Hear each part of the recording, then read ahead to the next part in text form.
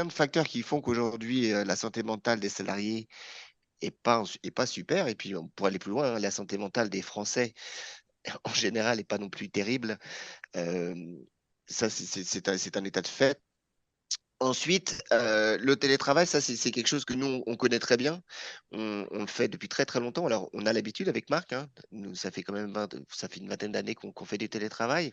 Il y a un phénomène en France qui veut que, malheureusement, il y a beaucoup de management, beaucoup de managers qui font pas confiance aux personnes qui sont en télétravail. Ça, c'est un gros problème, hein. Et le télétravail est encore trop souvent perçu, pour celles et ceux qui ont la chance de pouvoir en faire, bien sûr, comme ouvrant la porte à tous les excès. Et il y a encore des managers qui pensent que à la maison, on travaille, oui, mais on regarde aussi beaucoup de la télé, etc., etc. Donc, il y a une porosité entre la vie perso et la vie personnelle qui s'est dissoute. Marc, tu veux rajouter quelque chose là-dessus?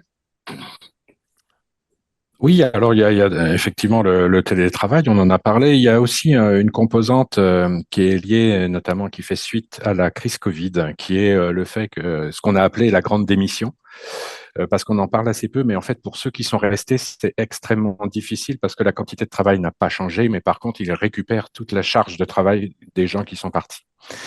Et ça, on le voit dans pas mal d'entreprises aussi, ce qui fait que le travail est énormément désorganisé. Moi, je le vois autour de moi, même dans ma famille. Hein, les gens qui travaillent ont un travail maintenant qui est totalement désorganisé, où ils ont la pression de travailler à la tâche et de ne pas faire des choses du début à la fin, ce qui génère à la fois un stress quotidien, mais aussi une perte de sens complet sur le travail, parce qu'on ne sait pas vraiment à quoi sert ce qu'on est en train de faire, parce qu'on ne voit pas les tenants et les aboutissants.